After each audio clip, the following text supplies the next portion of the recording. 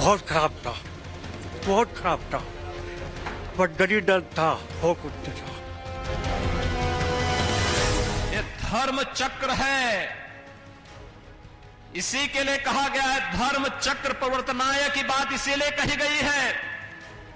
ये चक्र तो धर्म का घूमता है। आज वही पुलिस बल है, आज वही सब चीजें हैं, चप्पे चप्पे पे शांति है। हर व्यक्ति अपने को, कोई भी मजहब का हो, हर व्यक्ति अपने को सुरक्षित महसूस करता है। जिन लोगों के लिए वोट बैंक सर्वोपरि है, वे मुजफ्फरनगर के दंगाइयों को सम्मानित करते थे, वे कैराना के आतताइयों का सम्मान करते थे। अब बहुत ही अच्छा माहौल हो गया है, रामराज आ गया पूरे प्रदेश में, रामराज आ गया है।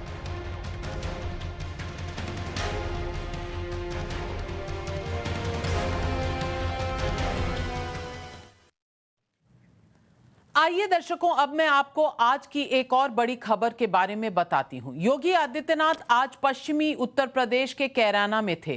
कैराना आपको याद होगा, जहां से हिंदुओं का पलायन की स्टोरी पूरे देश में एक मुद्दा बनी थी कुछ साल पहले। आज उसी कैराना में योगी उन परिवारों के बीच में थे जो कभी घर छोड़कर चले गए थे, अब वापस आ गए हैं। कैराना में योगी ने विपक्ष पर आज चुन चुन कर हमला किया। उन्होंने धर्म चक्र पलट देने की बात कही। कैराना से पलायन को मजबूर हुए लोगों की वापसी पर भी बड़ा बयान दिया। योगी ने क्या क्या कहा, आइए उसे सुन लेते हैं।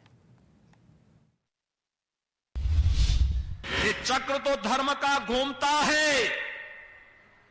ये चक्र ऐसा मोदी जी ने घुमा दिया है, जो लोग कल तक मंदिर जाने में संकोच करते थे, आज उनका टीका इतना बड़ा लगता है, तिलक इतना बड़ा लगाते हैं कि जैसे यही सबसे बड़े हिंदू हैं। जिन लोगों के लिए वोट बैंक सर्वोपरि है, वे मुजफ्फरनगर के दंगाइयों को सम्मानित करते थे, वे कैराना के आतताइयों का सम्मान करते थे। जब मुजफ्फरनगर में 2 निर्दोष नौजवान मारे जाते हैं, तब लोगों को जाति नजर नहीं आ रही थी। जब वहां पर निर्दोष हिंदुओं के घर जलाए जा रहे थे, तब ये जातिवाद की राजनीति करने वाले, तब इनको जाति नजर नहीं आ रही थी।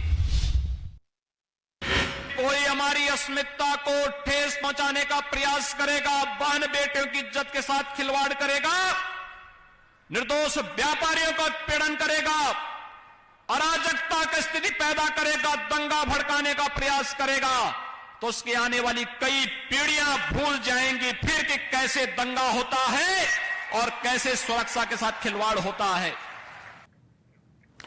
और आज सवाल पब्लिक ये पूछ रही है कि कैराना में धर्म चक्र घुमाया, योगी ने क्या क्या बताया। यूपी में 22 का रिजल्ट आज कितना क्लियर हुआ, और कैराना मॉडल से होगा यूपी के 2022 का फैसला।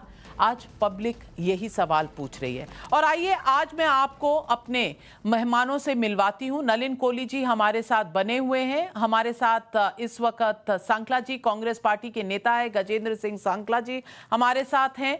हमारे साथ इस वक्त शांतनु गुप्ता जी हैं, पॉलिटिकल एनालिस्ट हैं ये, सईद असीम वकार AIMIM के। लेकिन मेरा पहला सवाल जाता है दीपक पांडे जी को, जो समाजवादी पार्टी से हैं। दीपक पांडे जी, सवाल बिल्कुल सीधा है। जब कैराना से लोग निकलकर बाहर गए थे, जब उनका पलायन हुआ था, तो शायद आपको ये सच्चाई दिखी नहीं। आज आप कह रहे हैं ये ध्रुवीकरण हो रहा है, ऐसा क्यों? ऐसा इसलिए कि देखिए, पिछले 5 साल से योगी आदित्यनाथ की सरकार उत्तर प्रदेश में है और लगभग में 7 साल से केंद्र में मोदी सरकार है। अगर ये पिछले 5 सालों में उत्तर प्रदेश में ऐसा क्या माहौल इन्होंने बना दिया है कि जो वहां पे हिंदुओं को पलायन करना पड़ रहा है। अपनी नाकामियों को योगी जी खुद मंच के माध्यम से लोगों को बता रहे हैं और बड़े गर्व के साथ बता रहे हैं कि मैंने पिछले 5 सालों में ऐसा कर दिया है कि उत्तर प्रदेश में हिंदुओं को पलायन करना पड़ अखिलेश जी रहा के है। दौर में हुआ था और इसका तो नेशनल ह्यूमन राइट्स कमीशन ने भी पूरी तरह से व्याख्यान किया था और कहा था कि जी हिंदू यहां से निकल कर चले गए हैं। आज अगर हिंदू लौटे हैं, महफूज अपने आप को मान रहे हैं, तो आप मानेंगे कि यह मुद्दा सही था? नाविका जी, आपने देखा होगा कि मेरठ में लगा था जब बोर्ड, तब भी योगी जी नाकाम रहे हैं। अब कैराना मिला है, हर जगह कानपुर में आपको मुद्दा देखने को मिला था, तो हर जगह योगी जी फेल होते जा रहे हैं। उसके बाद जब योगी जी फेल हो जा रहे हैं, उनके पास विकास का एजेंडा नहीं है, उनके पास एक ही एजेंडा बचता है केवल धर्म का। तो धर्म के एजेंडे पर कहीं न कहीं उत्तर प्रदेश का जो 2022 में होने पहले वाला तो इनको चुनाव है, पलायन दिखा नहीं था, आप कह रहे हैं कि आप ध्रुवीकरण कर रहे हैं, आपके पास कोई और तथ्य है नहीं, आपके पास कोई एजेंडा है नहीं, इसलिए आप पोलराइजेशन पर चले गए हैं। जवाब दीजिए दीपक पांडे जी का।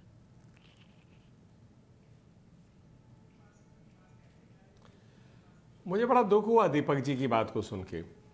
पलायन हुआ, उस पलायन पे पूरे देश में एक चर्चा उठी। हुकुम जी थे वहाँ के सांसद, उन्हें इस विषय को उठाकर लगभग कोई 350 ऐसे लोग थे जो वहाँ से पलायन उन्होंने किया, हिंदू समाज के थे, हिंदू धर्म के थे।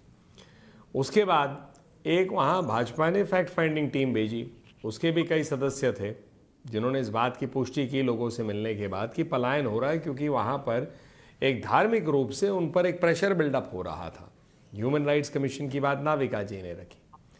आज अगर लोग लौट रहे हैं तो इसे खुशी से मानना चाहिए ना कि देखिए, कोई भी व्यक्ति हो, किसी भी धर्म का हो, हिंदू हो, मुसलमान हो, बौद्ध हो, सिख हो, ईसाई हो, किसी धर्म का हो, जहाँ रहते हैं वो उनका घर होता है। अब वहाँ पर अगर एक ऐसा माहौल किया जाए जिससे उस घर से उनको बेघर किया जाए या उनको जबरदस्ती इस रूप से किया जाए कि उस घर को छोड़ना पड़े, कम कीमत पे छोड़ के भागना पड़े, क्या ये देश के अंदर उचित है? आप खुद देखिए जम्मू कश्मीर में कश्मीरी पंडितों के साथ क्या हुआ। अब आपकी सरकार के रहते, मैंने खत्म नहीं किया दीपक जी, उसके बाद जरूर बोलिए। दीपक जी, मैं अपने तर्क रख रहा हूं, आप उसके बाद जरूर बोलिए। एक ऊपर के बोलने से जनता को ऐसा लगता है कि आपके पास शायद तर्क नहीं है, इसलिए शोर कर रहे हैं। एक मिनट असीम बकार जी, मैं आपसे पूछना चाहती हूँ, आप हर वक्त उठाते हैं मुद्दा माइनॉरिटीज का। अगर माइनॉरिटीज को इस देश में हक मिलना चाहिए तो क्या मेजॉरिटी को नहीं मिलना चाहिए? क्या हिंदुओं का वहां से जो पलायन हुआ था या नहीं हुआ था, इस पर भी कोई पुष्टि नहीं होगी, कोई मुंह से कुछ निकालेगा नहीं?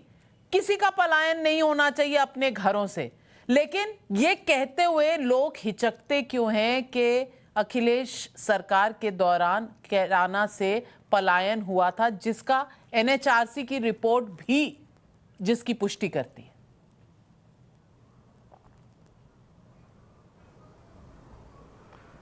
देखिए नाविका जी, सबसे पहले तो ये बता दूं कि जब ये मुद्दा हुकुम सिंह जी ने उठाया था, उस वक़्त हुकुम सिंह जी की और मेरी कई चैनल्स पर आमने सामने डिबेट हुई थी और हुकुम सिंह जी कई बार ऐसा हुआ कि वो छोड़कर चले गए डिबेट।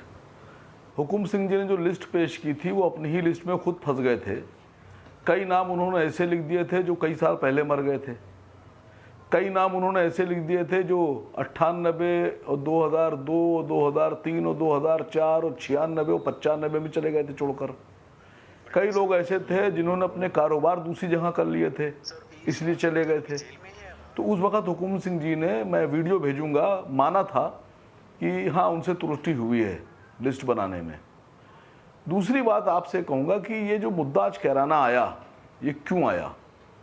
4.5 साल से ऊपर चला गया सरकार को, ना कभी कैराना याद आया था, ना कैराना के हिंदू याद आए थे, ना कैराना का पलायन याद आया था, ना आपको याद आया था, ना योगी जी को याद आया था। ये आया क्यों? सबसे बड़ा टॉपिक तो ये है, आज बीजेपी हटाओ और महंगाई भगाओ, ये जो आंदोलन चलाया सभी पार्टियों ने और जनता ने, ये उसका नतीजा था बीजेपी हटाओ महंगाई भगाओ, बीजेपी हटाओ महंगाई भगाओ। उसका नतीजा ये हुआ कि उपचुनाव हारे और उसके बाद में महंगाई के चक्कर में ये इतना परेशान हुए कि इनको पेट्रोल और डीजल के दाम कम करना पड़े। अब कैराना आ गया, आप लोग भी कैराना लेकर आ गए।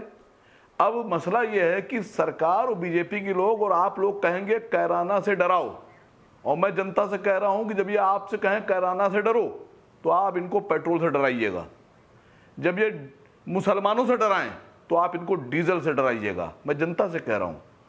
और जब ये आप लोगों से कहें कि मुसलमान हावी हो जाएगा, कब्जा कर लेगा, तुम लोग खतरे में हो, तुम्हारा भविष्य खतरे में है, संवेदना की बात कर रही हूँ, मैं तो संवेदना के लेवल्स की बात कर रही हूँ। और शांतनु गुप्ता जी, इनको तो पलायन नजर ही नहीं आता, तब भी नजर नहीं आया था। एनएचआरसी को भी झूठा करार दे, हुकुमदेव जी को झूठा करार देते तो मैं कहती कि चलिए हुकुमदेव जी को झूठा करार दे रहे हैं, ये इनके लिए राजनीतिक आवश्यकता है, लेकिन एनएचआरसी भी गलत थी। और उसके बाद अब डीजल पेट्रोल जब दाम घट गए हैं तो अब भी डीजल पेट्रोल, विपक्ष की कितनी स्टेट्स हैं जहां डीजल और पेट्रोल के दामों पर कोई चर्चा नहीं होती, वो बात ये करना नहीं चाहते। तो शांतनु गुप्ता जी, मुद्दा क्या है? नाविका जी, मेरे ख्याल से आज जब योगी आदित्यनाथ जी वहां पहुंचते हैं तो एक तरह से एक सर्किल पूरा होता है जो मेरा एजेंडा आपने क्लियर कर दिया, मेरे एजेंडे बोल दिया। हुकुम सिंह जी ने 2016 में कि आपको पेट्रोल डीजल से मतलब ही नहीं है। सुनिए, थैंक यू सो मच। जब हुकुम सिंह जी ने 2016 में वो लिस्ट दी, वो लिस्ट बिल्कुल ठीक थी और एनएचआरसी ने आपने बिल्कुल ठीक कराया। एनएचआरसी ने पूरी टीम भेजी, बकायदा वहां पे एक एक घर को चेक करा, एक एक नाम को चेक करा और पुष्टि करी कि इनका पलायन हुआ है।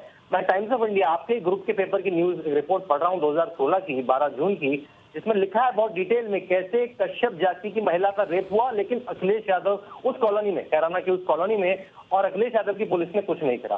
कैसे शंकर और राजू, दो बिजनेसमैन को पॉइंट ब्लैंक पे दिन दहाड़े मार दिया गया और उनको पूरे परिवार को वहां से जाना पड़ा, पुलिस ने कुछ नहीं करा। कैसे एक पेट्रोल पंप के मालिक को दिन दहाड़े मार दिया गया, पेट्रोल पंप पे कब्जा कर लिया गया और पुलिस ने अखिलेश की कुछ नहीं करा। तो और ये सिलसिला चला आ रहा था लंबे समय से। 95 के केस भी थे, 2000 के लेकिन कुछ ऐसे केस, लेकिन सईद असीम वकार को या समाजवादी पार्टी को कुछ याद नहीं है। 2016 की बात है, बहुत पुरानी है। और सईद असीम वकार मुझे कह रहे हैं कि हमें डीजल पेट्रोल के दाम से कोई लेना देना नहीं है। इन्हें ये नहीं पता कि जब ये घर में बैठे होते हैं तो हम प्रोग्राम करते हैं इस पर और दबाव बनाते हैं सरकार पर, और सरकार फोर्स हो जाती है कि वो दाम घटाए। बहरहाल सर्टिफिकेट सईद असीम वकार का मुझे चाहिए नहीं, वो देना भी चाहें तो। लेकिन सांखला साहब, मैं आपसे पूछना चाहती हूँ, प्रियंका गांधी वाड्रा जी आजकल मंदिर बहुत जाती हैं, कई मंदिरों में गई हैं उत्तर प्रदेश में। अब मुझे ये बताइए कि हिंदू निकाले गए थे कि नहीं कैराना से, क्योंकि तब तो आप यूपी के लड़कों के साथ थे, अब यूपी के लड़के के साथ हैं क्योंकि अलग लड़ रहे हैं आप चुनाव। अब हिंदुओं का कोई दुख दर्द आपको समझ आया था जो तब का था, और अब क्या उसमें बदलाव आया है?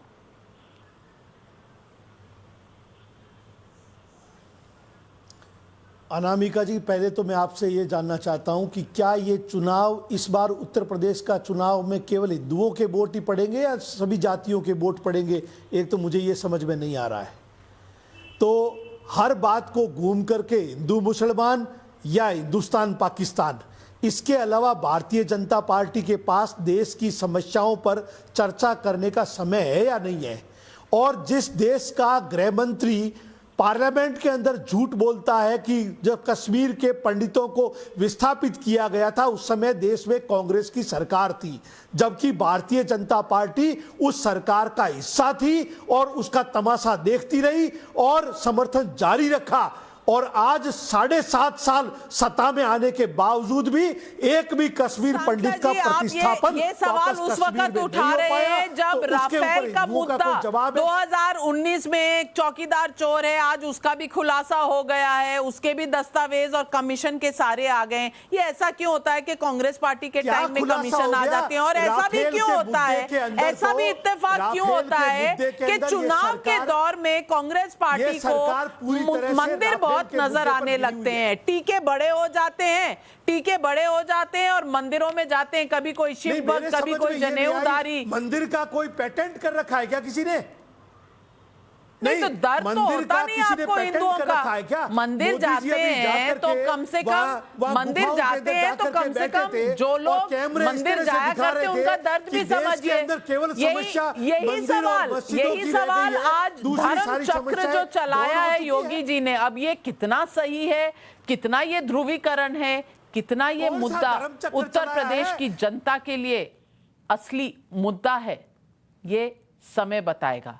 2022 दूर नहीं है, चुनाव दूर नहीं है, लेकिन हर पार्टी लगी हुई है अपना मुद्दा सामने लाने के लिए, हर मुद्दे का एक तोड़ लाने के लिए।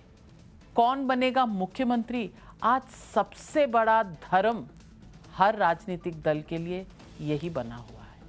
बस सवाल पब्लिक का शो पर आज इतना ही। इजाजत लेती हूं आपसे, कल फिर मिलूंगी इसी समय, इसी जगह, इसी चैनल, इसी शो पर, सवाल पब्लिक का। पर जाइएगा मत, ले रही हूं एक छोटा सा ब्रेक, लेकिन पाठशाला के प्रोफेसर आने वाले हैं, सुशांत सिन्हा, बस 2 मिनट।